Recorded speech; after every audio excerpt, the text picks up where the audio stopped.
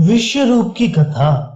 शौनक आदि ऋषियों ने सूत जी से प्रश्न किया, हे विद्वान शिरोमणि सूत जी, आपने बताया है कि त्वष्टा के सुपुत्र परम विद्वान एवं तपस्वी विश्व रूप जी का मस्तक एक बार इंद्र ने काट डाला था, जबकि वे इंद्र के ही पुरोहित थे।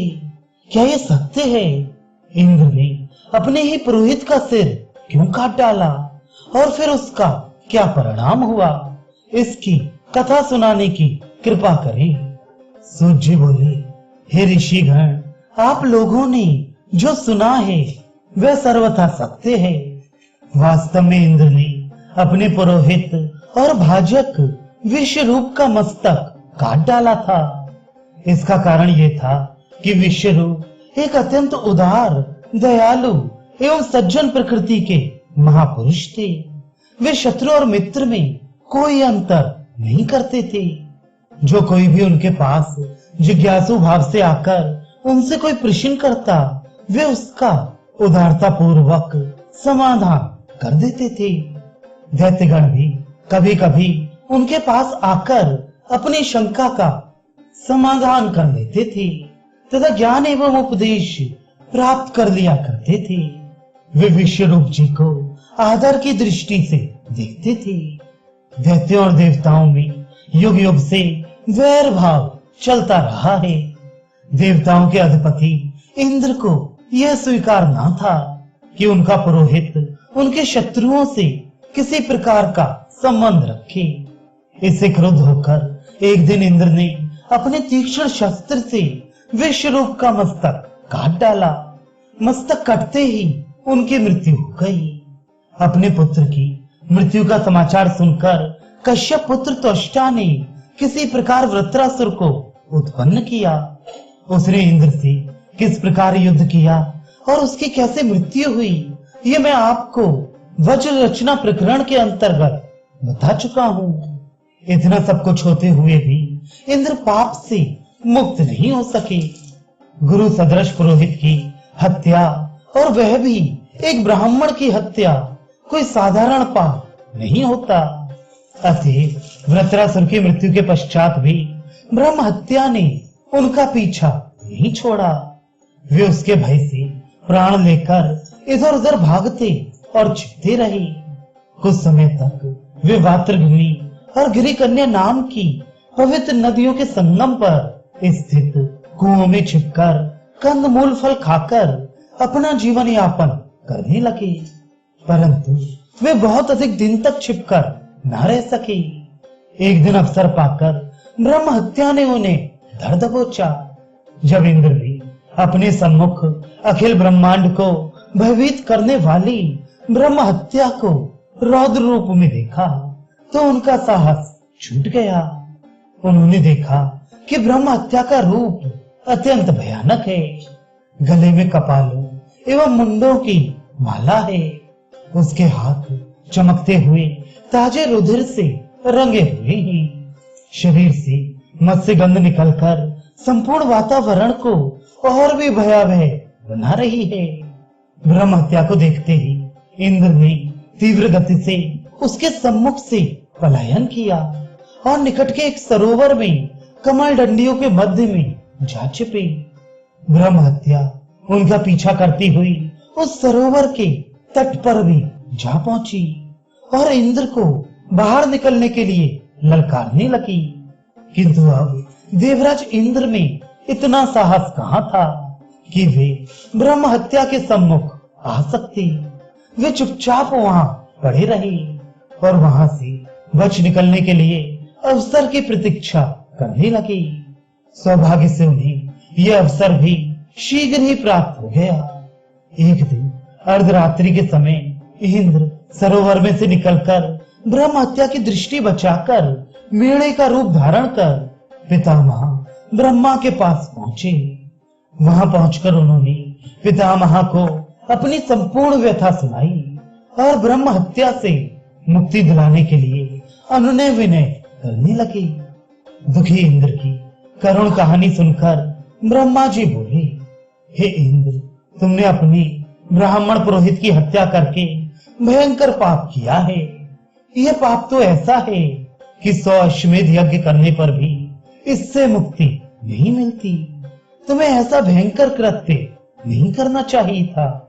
जब ब्रह्मा और इंद्र में इस प्रकार वार्तालाप हो रहा था, तभी ब्रह्म हत्या भी वहां पहुंच गई और पितामह को प्रणाम कर बोली, पितामह, इंद्र महापापी है, इसे इसके पाप का दंड भोगना ही चाहिए। यह आपकी कृपा का पात्र कदापि नहीं है। यदि आप दया के वशीभूत होकर इस प्रकार के पापियों को क्षमा करने लगेंगे तो धर्म की मर्यादा समाप्त हो जाएगी। ब्रह्म हत्या का तर्क सुनकर पितामह बोले, तुम ठीक कहती हो, पापी को कदापि क्षमा नहीं करनी चाहिए। परंतु इतने दिनों तक इंद्र ने जो मानसिक और शारीरिक क्लेश भुगता है, वह भी एक प्रकार से उनके पाप का ही दंड है। इसके अतिरिक्त प्रायश्चित करने से भी पाप का भार कम हो जाता है। इसका भी मैं इंद्र के लिए विधान करना चाहता हूँ। पितामह की बात सुनकर ब्रह्म हत्या बोली, भगवान, जैसी आपकी इच्छा हो वैसा आदेश दे। उसमें मैं व्यवधान कैसे उत्पन्न कर सकती हूँ? यदि आपका ऐसा ही आदेश है तो मैं इंद्र को मुक्त करके चली जाऊंगी। परंतु मेरी आपसे प्रार्थना है कि मेरे निवास के लिए मुझे ऐसा कोई उपयुक्त स्थान बताएं जहां जाकर मैं निवास कर सकूं। ब्रह्मा जी ने कहा, ठीक है, इसकी व्यवस्था मैं किए देता हूँ। तुम्हें एक बात का ध्यान रखना होगा कि तुम इतनी शक्तिशाली हो कि संसार में ऐसी कोई शक्ति नहीं है जो तुम्हारे भार को वहन कर सके। इसलिए तुम्हें अपने आप को कुछ भागों में विभक्त करना होगा। ब्रह्म हत्या ने जब ब्रह्मा जी के आदेश को मानकर इस प्रस्ताव को स्वीकार कर लिया तो उन्होंने सबसे पहले अग्निदेव को बुलाया और उनसे कहा, अग्निदेव, तुम पर्याप्त शक्तिशाली हो, इसलिए इंद्र पर आ पड़ी ब्रह्म हत्या का चौथा अंश तुम ग्रहण करो। ब्रह्मा जी का आदेश पाकर अग्निदेव बोले, प्रभु, यह तो बड़ा भयंकर भार है, फिर भी मैं आपके आदेश को स्वीकार करने को प्रस्तुत हूँ। परंतु मुझे यह तो बताइए कि मुझे इस भयंकर भार से कब और कैसे मुक्ति मिलेगी, अथवा मुझे जीवन भर ये ढूंढना पड़ेगा? ब्रह्मा जी बोले, नहीं, ऐसा नहीं होगा। इसकी मुक्ति का उपाय मैं तुम्हें बताता हूँ। अब से ये प्रत्येक व्यक्ति का कर्तव्य होगा कि वह तुम्हें यज्ञ के रूप में प्रज्वलित देखकर तुम्हारी ज्वाला में बीज, औषधि, तिल, समिधा, फल, मूल या कुशा आहुति के रूप में डाले। यदि वह अपने इस कर्तव्य का पालन नहीं करेगा तो तुम्हारे साथ संलग्न ब्रह्म हत्या तुम्हें छोड़कर उस व्यक्ति से जाकर चिपट जाएगी। इसके पश्चात पितामह ने वृक्ष, औषधि तथा तिनकों को बुलाकर उनसे भी यही बात कही। उन्होंने भी जब अग्निदेव की भांति चिंतित होकर अपनी मुक्ति का उपाय पूछा तो उन्होंने बताया कि कोई व्यक्ति बिना किसी महत्वपूर्ण कारण के तुम्हें काटेगा या भेदेगा तो यह ब्रह्म हत्या उससे चिपट जाएगी। जब वे संतुष्ट होकर चले गए तो ब्रह्मा जी ने अप्सराओं को बुलाकर उनसे भी ब्रह्म हत्या का चतुर्थांश ग्रहण करने को कहा।